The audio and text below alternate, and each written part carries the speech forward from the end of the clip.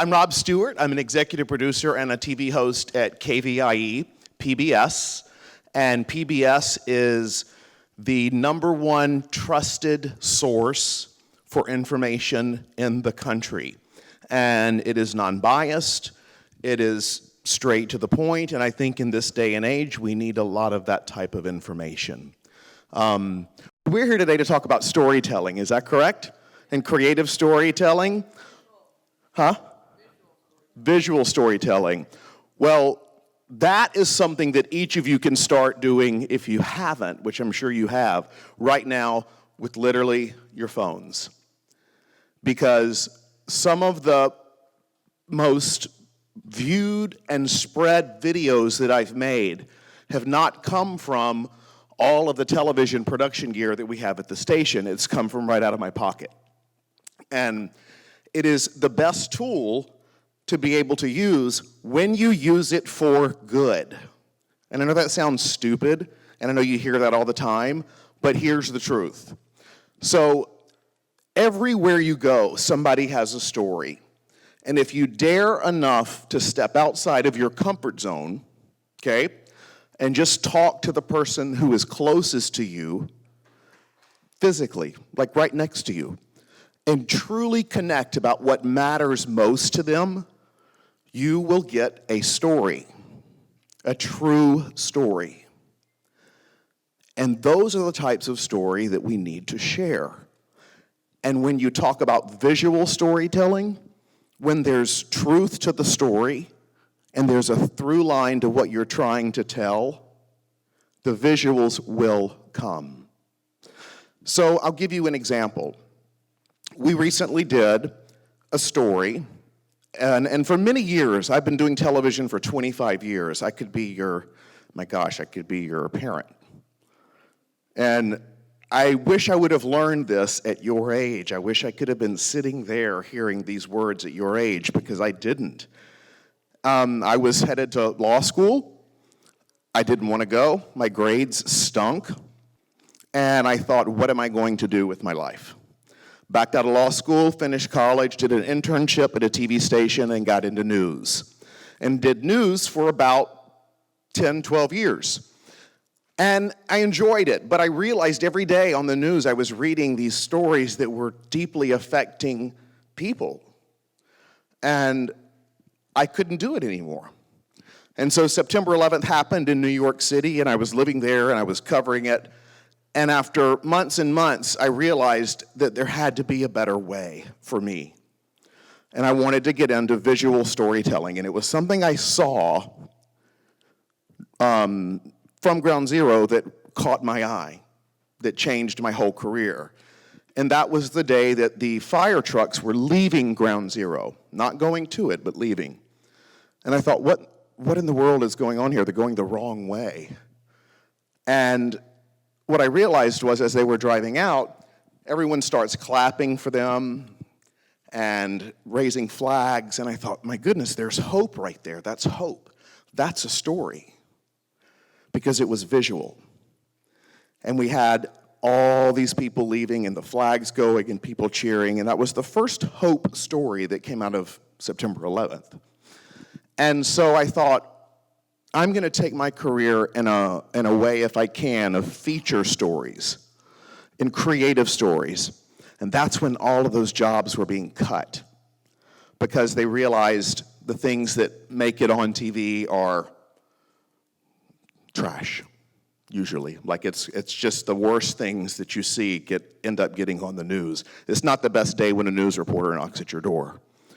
But it can be, if you go into it for the right reasons. And yes, the news is important, and there are purposes for that. But also there's ways that we can fill our content resources, which is everyone in this room, with things that are compelling and things that are visual. And what I have learned about doing that is getting to the heart of the matter. I used to go into stories with my own preconceived ideas, right? I'd say, I'm going to do a story on this, and this is what I'm going to do. And instead, I just took myself out of it. And I placed myself in environments to hear stories like yours, or yours, and just asking, tell me about yourself, and authentically connecting with someone. Not the bull of just, what's up, how you doing, how's your day, all that stuff. Not what you see on social media, but what matters most to your heart. I was meeting with a young student once. They told me we were talking. They had a story idea they wanted to do. And it was good. It was a great idea. But then we started talking about his brother, who is an 8th grader with autism. And his brother is awesome. And that's when he came to life, when he was talking about his brother. And I said, there's your story. You love standing up for your brother, and you love helping your brother. Let's do that. So I walked him through that story, and it helped that child realize that his story, your story, is valid. The one you have inside of you is the content you're looking to share.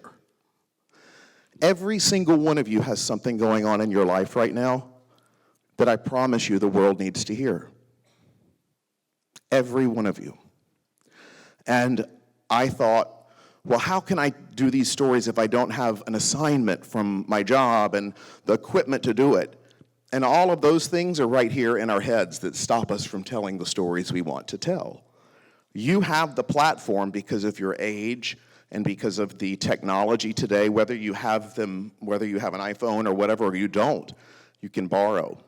And you can create videos yourself, and the ones that will get attention, sure, the funny ones get attention, but the ones that matter and the ones that will help you with your life and your path and your career are the ones that touch people.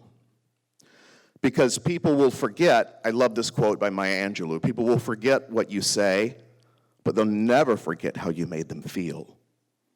And the way you can help someone feel something that you don't even know is through the power of storytelling. We have a couple of videos that we're going to try to show you to give you an example of, and I don't know how this is going to play on a big screen because I just made it on my phone for y'all, but it's an example of what you can do on your phone, on the free editing software that comes on your phone with iMovie. Do y'all know what Nimbus Dam is, the fish hatchery? Okay, so it's time when the salmon are running, and running means just like coming up the river, and they jump up this ladder, and it's really cool. And so I thought, okay, I want to do something on this, and so here's an example of what I did on my phone, okay?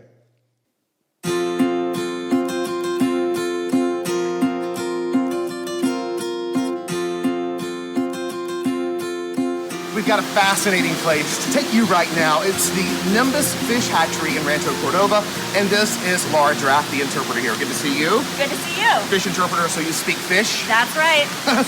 These tanks are filled with 65,000 fertilized salmon eggs that have made their way back in with a salmon from the ocean back up the American River, and now they're here for the egg taking and the spawning. Cool process. Very cool. Check this out. Get it? Yay! Oh, come on, come on, come on.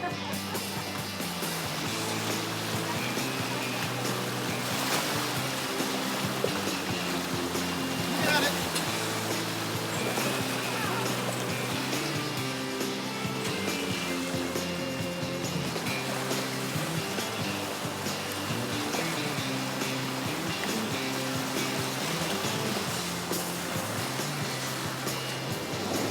It is so beautiful out here at the Nimbus Fish Hatchery in Rancho Cordova. It's just breathtaking.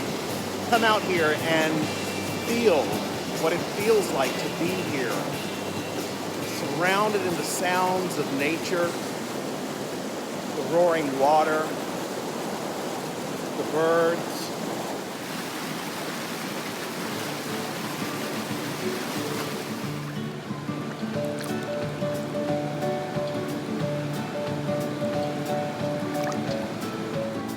The Chinook salmon are inside.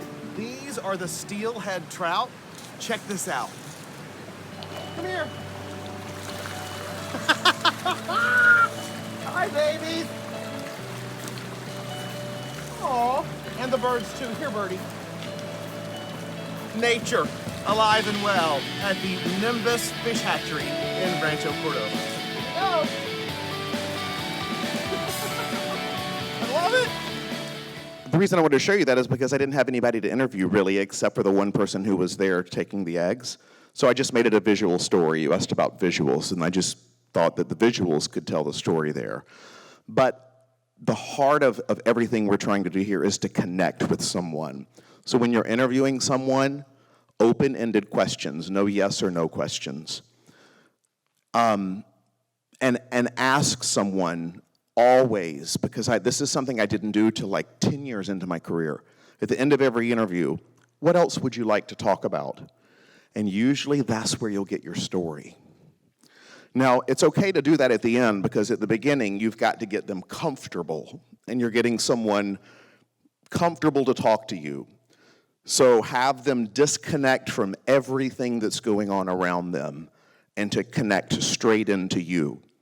And that's your job, to get someone to connect. And the way you can do that is by making them feel authentically comfortable. Talk directly to them, just have them look at you, and ask them questions that get them talking about what matters to them. And this you find out in a pre-interview. Never go into an interview cold.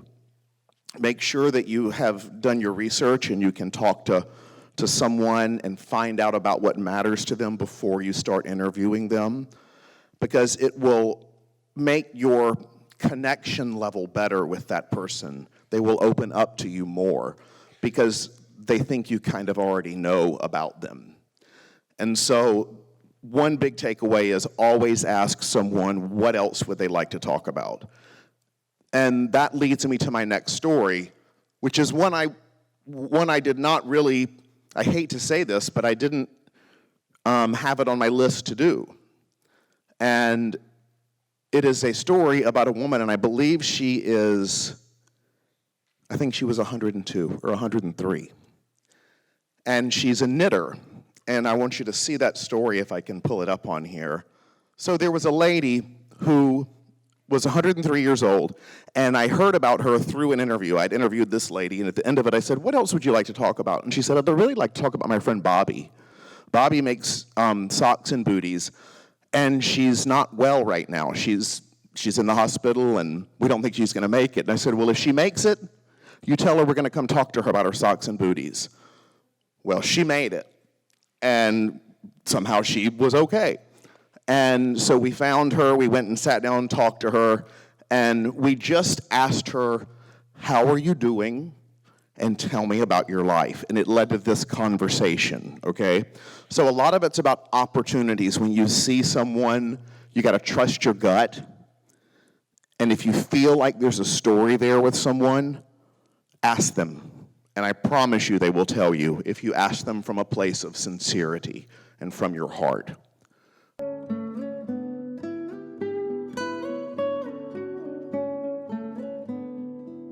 These babies are keeping me alive here so they can get hats and booties.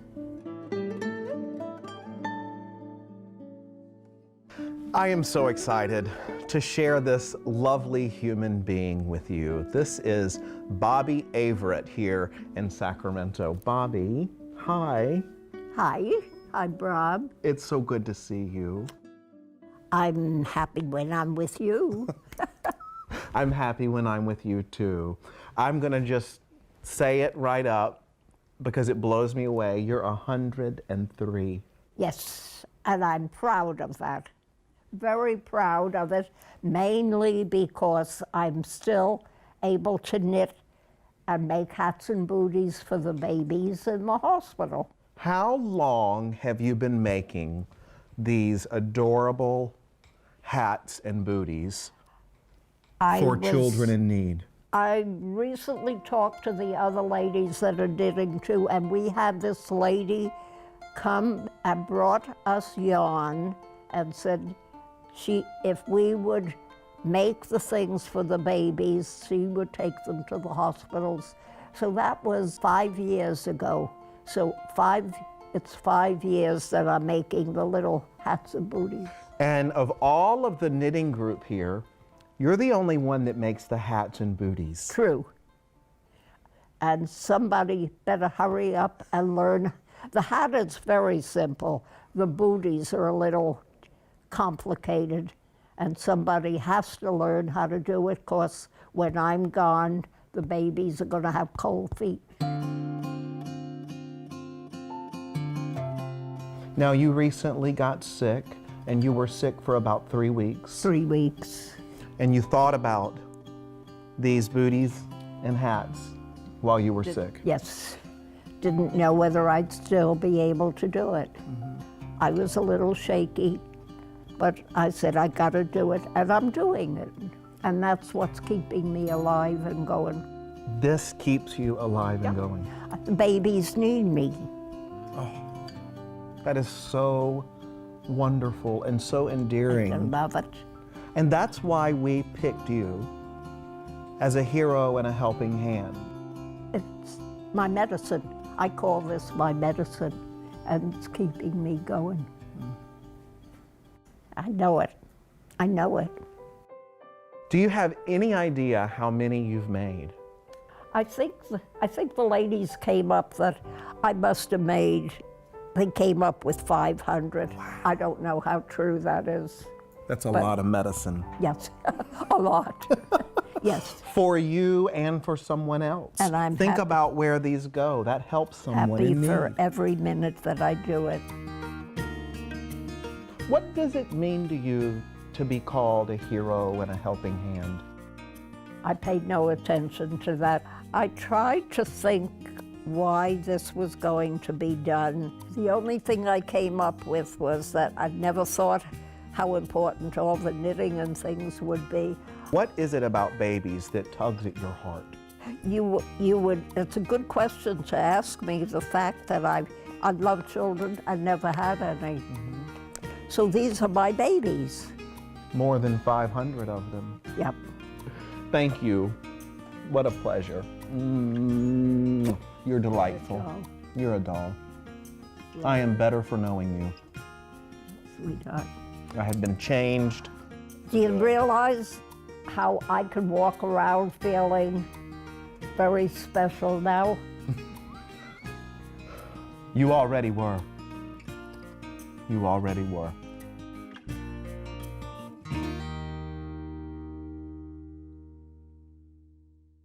So I hate to end on that note, but she died 3 weeks after that interview. And my point of this story is that I walked right by it. So I almost missed that story because I was busy. And I was there doing another story and found out and heard about this lady.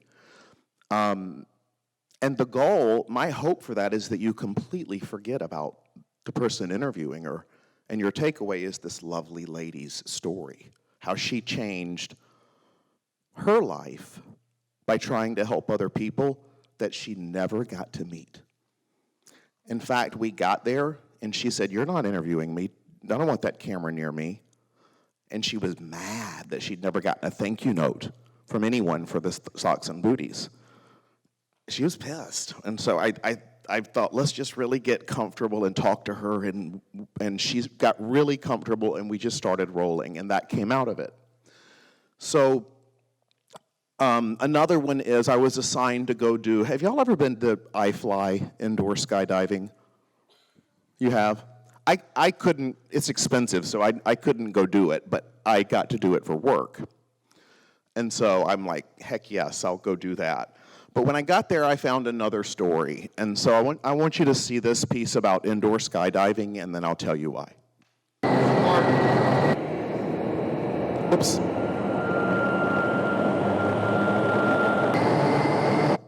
So that's the raw footage. If y'all would like to have that raw footage and make a story out of it, you're more than welcome to. But it's the one on the online. Let's see. So speaking of raw footage, we shoot for probably 3 or 4 hours for every story, and that gets cut down to about 6 minutes. And we have a team at work who edits and approves our scripts, but I write everything that I do. And I highly recommend that throughout your life, you fight to write the things that you do as well. All of it. Very good question. Does the footage get color graded?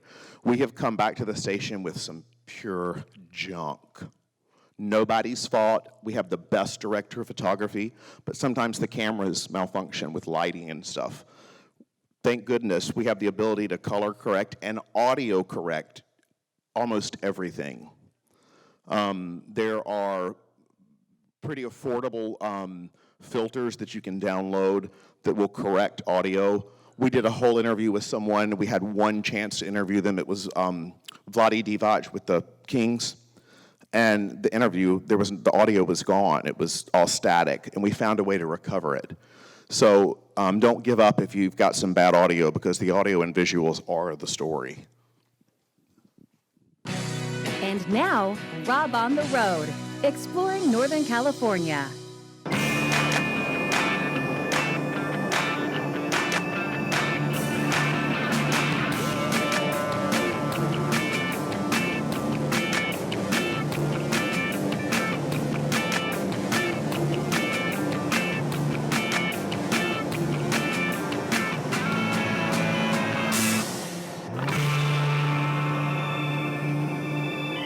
Welcome to iFly in Roseville, California. This is so cool, and I've been dying to bring you here. This is Charles Reed here at iFly. You are a pro indoor skydiving instructor. A pro? I love that. So you're going to be doing what today? Today, actually, I'm going to be taking you into a wind tunnel, introducing you to my passion, which is body flight. And then after that, we're going to let you fly. You know, we're going to let you bounce around a little bit, do some tricks, cool things like that. And I get to show off at the end. Okay. So that's what I'm doing here today. Now, there is teaching. You're going to take me through a class. Yes. Okay. Can you get hurt? No. You can't? No. Now, we have our safety guidelines.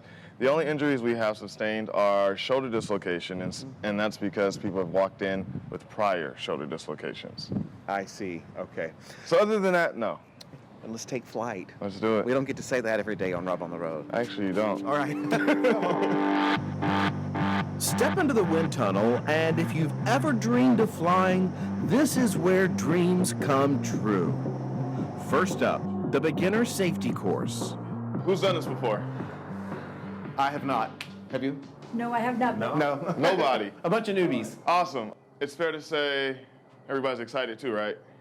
Very excited. Awesome. Especially after watching those guys look like superheroes climbing on the... Showing off Spider-Man, right? It looks like Spider-Man, Captain America, the Avengers, everything all in one. Wonder Woman. It's like everything, all my dreams combined in one uniform. I like that. And I want you to make it come true. So let's suit up. Now, when I give you this flight suit, you want to make sure it's nice and baggy. You don't want it to fit whatsoever. So what exactly is indoor skydiving? How is it done? It's a vertical wind tunnel that has fans at the top to draw air through the flight chamber and then pushes it right back down the sides through air towers.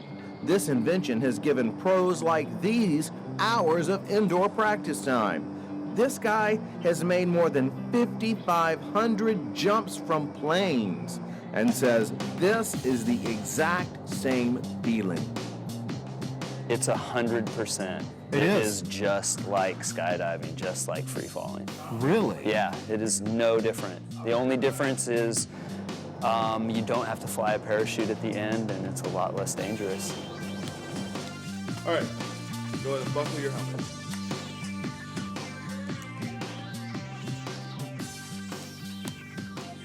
All set. And we only had Put my one earplugs camera in and it's on time this to shoot. fly. Now my heart is pounding. After all, it's like stepping into a Category 3 hurricane. Yeah, just try to relax. Okay. The more you relax, the easier it is. They speed up the engine.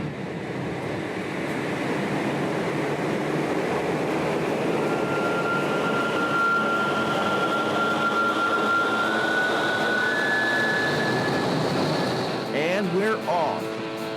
In flight, weightless, windblown for sure, but oddly relaxed. I get more comfortable, and Chuck notices. So look what we did. It's called the high flight. Mine was quick because I've never been before. We land, and I have to catch my breath. What would you tell me to do differently? So you want to get your arms out a little more. And remember, you want to get your legs a little wider. And there's nothing below us to look at. Okay. So think about looking at the camera. Okay. Chin up. Okay. Chuck gives me another quick run at high flight, and I love it. It's lovely and adventurous Jeannie Murphy's turn, with her husband catching every angle on his camera.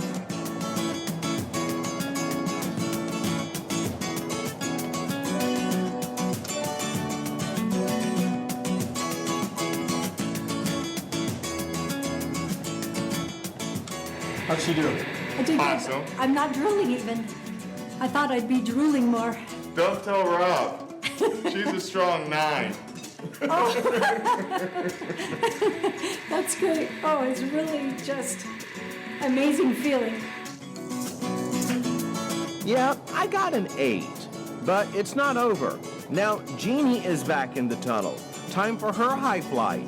And when she was back on the ground, I don't think I've ever seen someone still flying so high.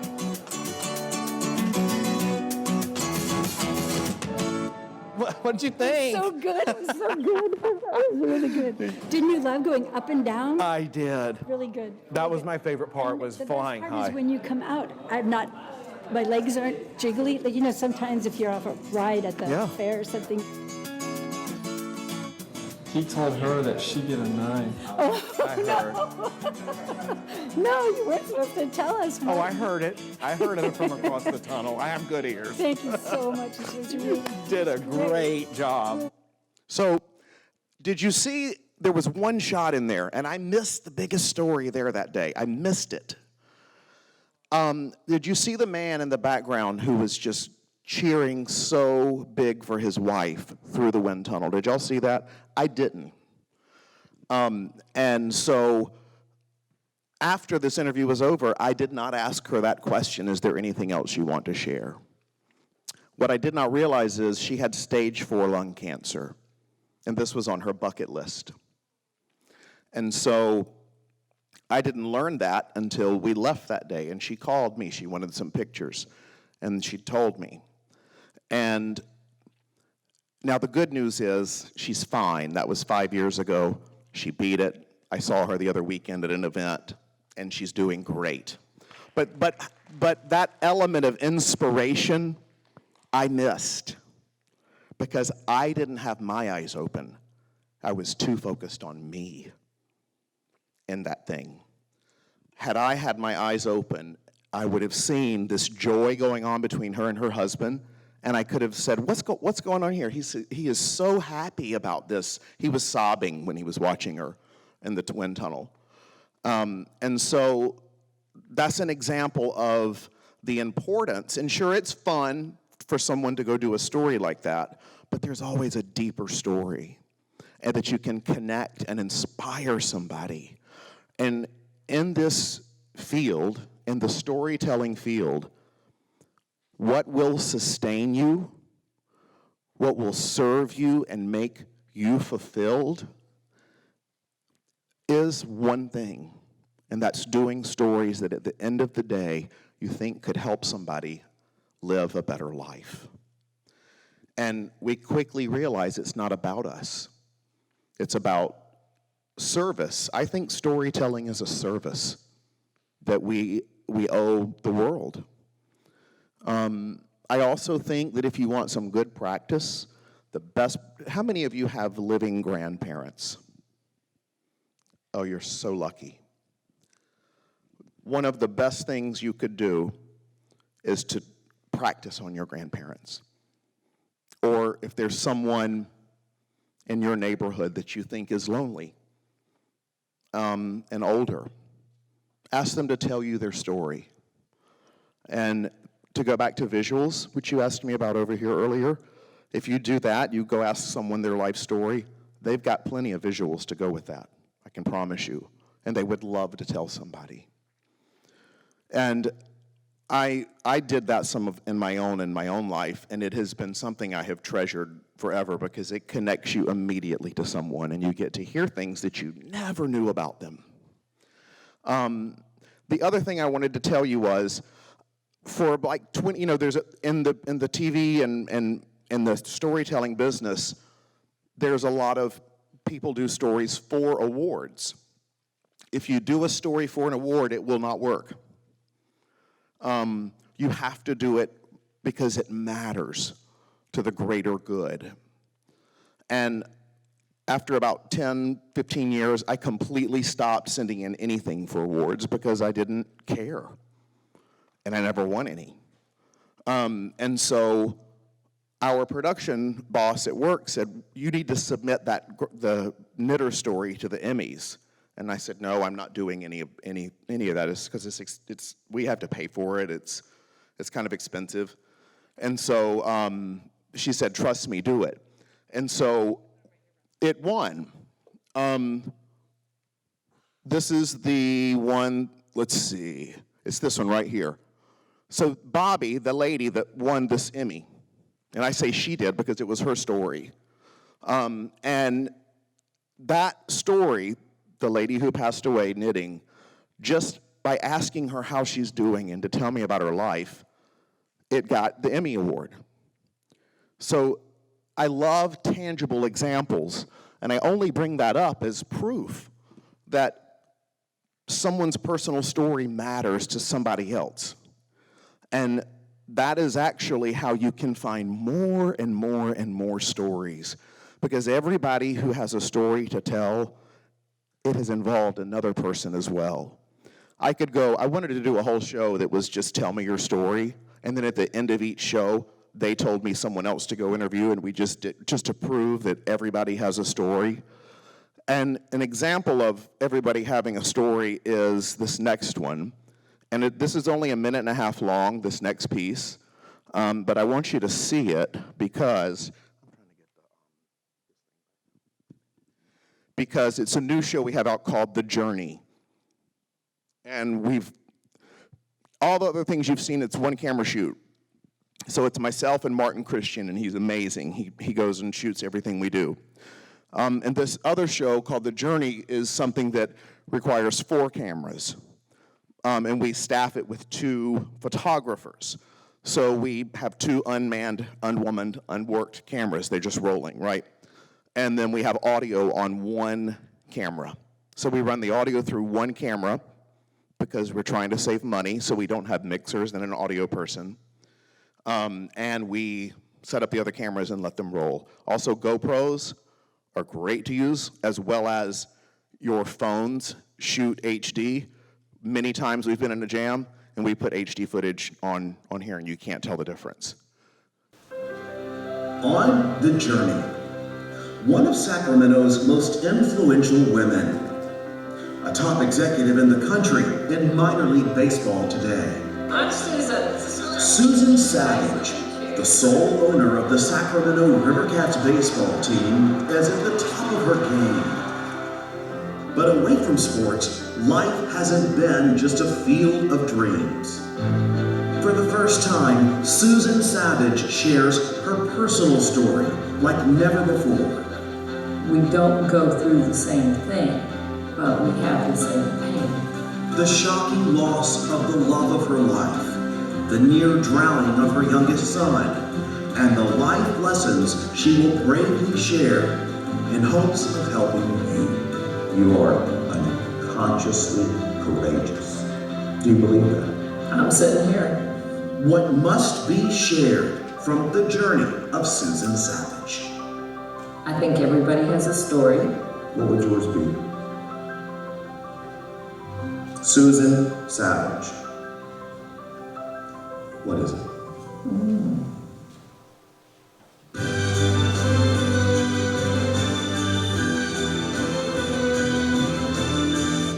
So this show is all about everybody has a story.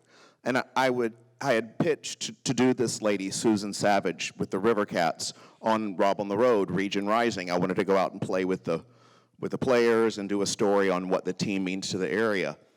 And at the end, I was talking to Susan about this pitch, and I was talking to her about her story, and she said, well, no one's ever told my story. And I asked her about that, and we started talking. This took months, but she revealed that she'd been through a lot in her life. Her son drowned pretty much, and they brought him back as a toddler. Her husband died at their kitchen table at 59 years old. A lot. And she is strong, and she went in and saved that baseball team with no education in baseball. So people's personal stories are triumphant. And if you're alive, you've got a story. And if you're gone, it's too late to share it. So life goes by in the blink of an eye. And I know that sounds so strange, but it's true. Capture the stories that you can't imagine living without knowing, or that you don't want to not know. Get them, talk to people, find out why they're different, what's hurting them, what's making them thrive. If you ask stories of the heart, you will always have a story to share, always. I'd like to open it up for questions. Does anyone have any questions? And don't be embarrassed to ask. Hey, what's your name? Hey, Eduardo, what's up? When you tell your stories, do you always, before any story, do you always get a first story before you actually record the story? Would you get the story first, then record it? That's a really good question. Do I get a story first and then record it? Yes, that's what we try to do. We have to know there's a story there, right, to go do it. And it could just be that story. But more times than not, you can get the same story with better content, with better material, if you take your agenda out of it. If you take going into an interview with a list of questions is great, but don't think of the next question to ask while the person's talking. Listen to what they're saying and have a conversation. So if you and I are talking and my question to you is about something to do with one of your classes at school, and you're answering, and the whole time I'm thinking, okay, oh gosh, what am I going to ask him next? Which I did for a long time. And then you're done talking, and I come up like a deer in headlights, and I'm like, so, and then what else do you do for fun? And you've just told me in that last question something about your class that was really important, but I missed it because I was too busy thinking about what I was going to say.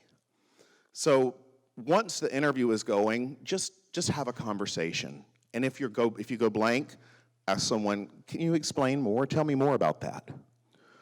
Tell me more. And they'll eventually tell you how they feel. People will share what's on their mind. You just have to ask them. Who else? Hey. Do we ever go out of the country to interview anyone? I've worked on America's Heartland, which is another show we do. I didn't get to do the out of the country trips because we had someone who had been there longer, and he was much, much better. And so he got to go to the out of the country shoots. He went to Egypt, he went to Japan, he went to all over he went on a cruise around the world. He did a lot for that show. But I've not been, for PBS, I've not been out of the country. I did a string of stories for CNN, which were national, but those were in America. Who else? By the way, going outside of the country brings a ton of extra work because all the gear through customs and everything, and going and learning and making sure you have someone to help with the language barrier. It's a big setup, but it's really cool. Back here?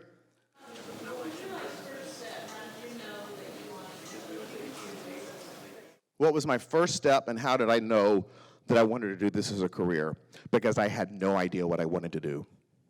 And I was 22 years old, graduating from college, and thought, what in the world am I going to do with my life? So I've learned that the one thing you can do is just do the next right thing. Little things swing big doors. And so I did an internship at a local TV station my senior year of college because I needed 3 hours of credit, or 3 credits. And I ended up falling in love with that job. I loved dressing the part, showing up for work as if I was an employee. I didn't know what in the world I was doing. I had never taken any journalism classes. I didn't graduate with journalism, but I showed up and I worked really, really hard for free. And then I took a job because I liked that, and then made a tape while I was there. We didn't have the luxury of doing them like we can now on phones and things like that. And you guys edit at school. We had nothing like that. So I had to make a tape at a TV station and sent it around the country and got a job in a really small market, made barely enough money to pay rent and eat, but I did it because I loved it. And that was for 3 years in South Carolina. Went from there to New York, Philadelphia, and then out here. So to answer your question, I didn't know what to do. So I just thought, let me see, this looks fun.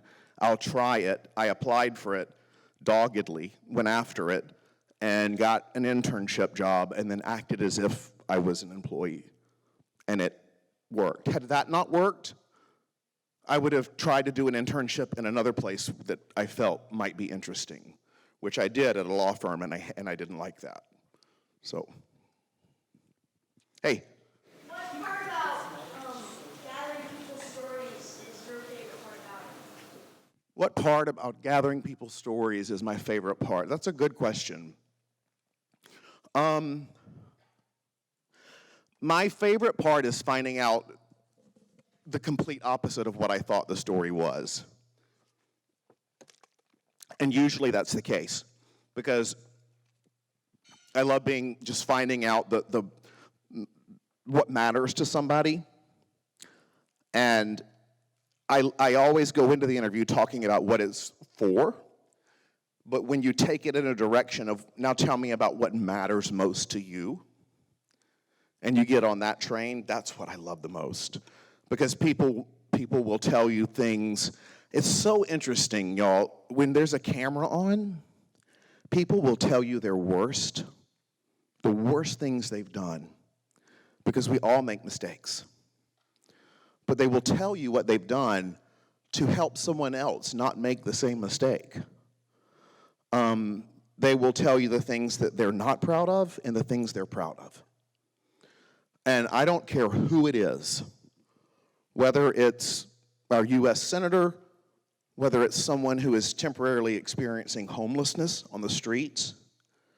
At the end of every interview, they always say to me, I hope I did okay.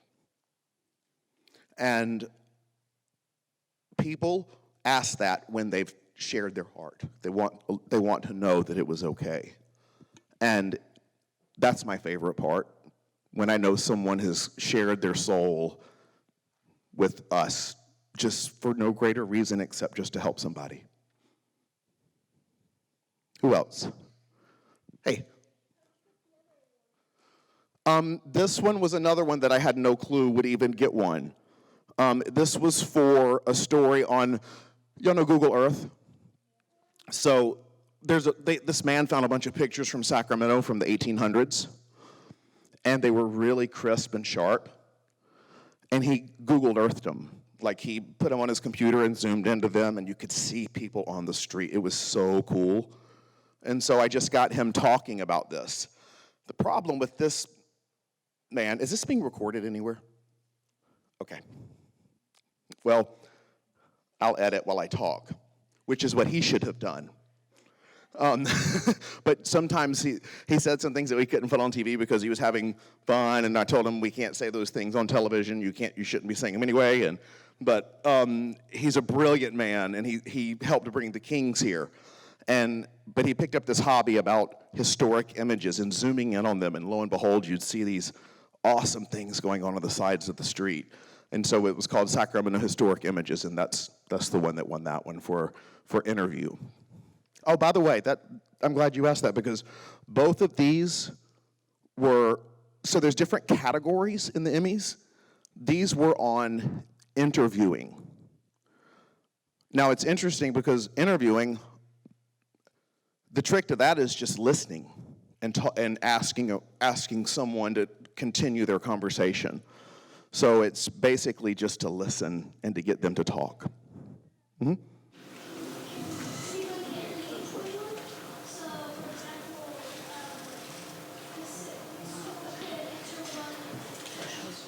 Absolutely. If it aired on the television or online, you absolutely can submit it. And it would be in the market that it aired in, which would be this region.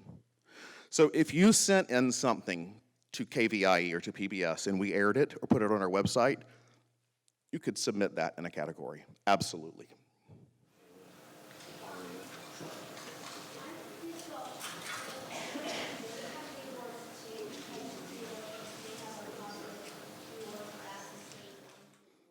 So she asked if do the people that were in the videos have the awards too? Typically no, but I did get one for Greg, Luke, and Bill, which is the other one here, the man who did the really cool historic images, and then Bobby, depending on what you believe, knew or did not know she won, but so she didn't get one physically, no.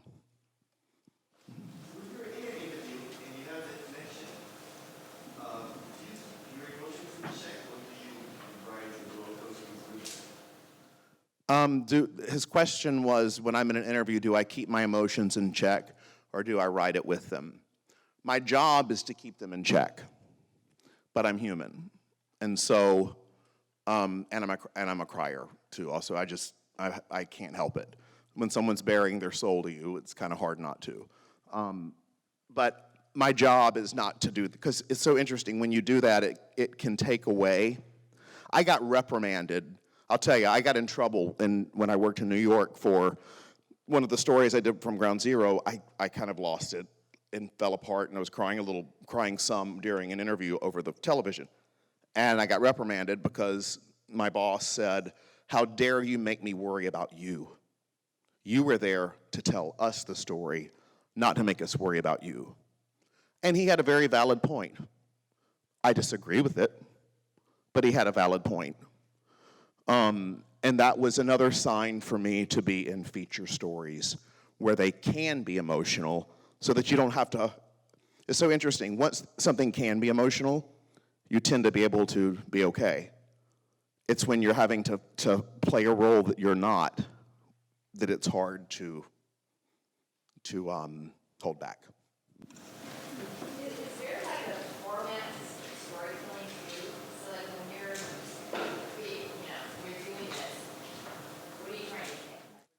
Is there a format? Absolutely. There is a format of for every type of thing for story. And you can stick to that format, which is the lead. You tell someone, here's what's happening, and you tease the story. Going into the story, then you would have the person, talking about the story, then you go into the recorded piece. And it starts with your scene set up and visuals and sound that takes you there. And then you get right into the heart of the matter of the interview. And they're anywhere from 2 minutes to 5 minutes long for certain platforms. And then there's a tag afterwards, which is a follow-up. I've kind of broken away from that. And instead of following a format, which is really what you need to do in news. You have to follow a format because there's a certain expectation of information. But I like to let the story take us on the format instead of the format take us on the story. And there's no wrong way. if you can capture the heart of it. That's probably years of experience. Correct. I did the format for the first 15 years. I had to. I didn't know how. And so that format helped me tremendously. And I still use it, absolutely. But when I can go outside of it is when it's really fun. Hey. Do you ever interview kids? Yes, absolutely. Lots of times.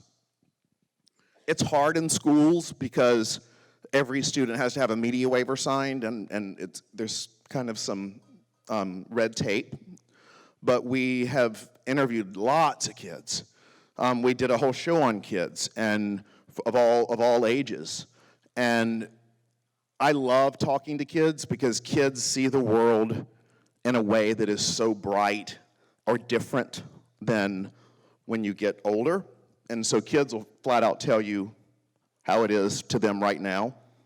And so remember that, because now in the world of everything being recorded, make sure what you put online and that you do stories on is something that matters to you, because you never know where those things might end up. But I do interview kids a lot, yeah. We went to FER Nature Center, and we interviewed, have y'all been there before? You've been there? Oh, cool. So we had kids with like the owls and snakes and all kinds of stuff. It was fun. Kids had come all the way up from Los Angeles to go there, and some of them had never seen a river. Yep. Oh, one more. We're out of time. Yep. Very. Was I nervous when I first started filming? Absolutely. And I tanked. I did terrible. The first live shot I did, they rolled the tape and there was no tape.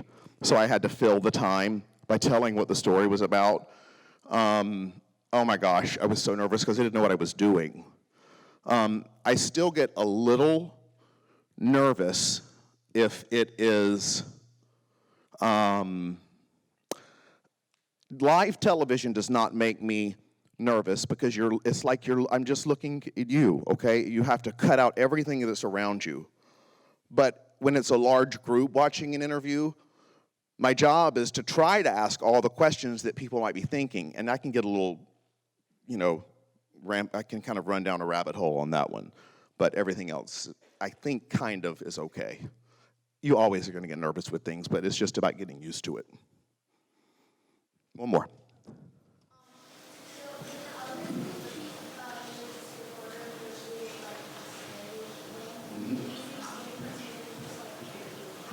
Scary for her or for him?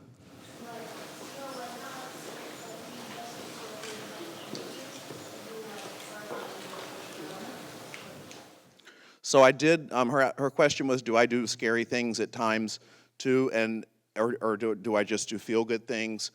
I do both. My boss likes to mess with me, and so he had me go into a snake pit, and I hate snakes, and so that was really bad. And then he had me go ziplining, which I was very scared of heights, and it was horrifying.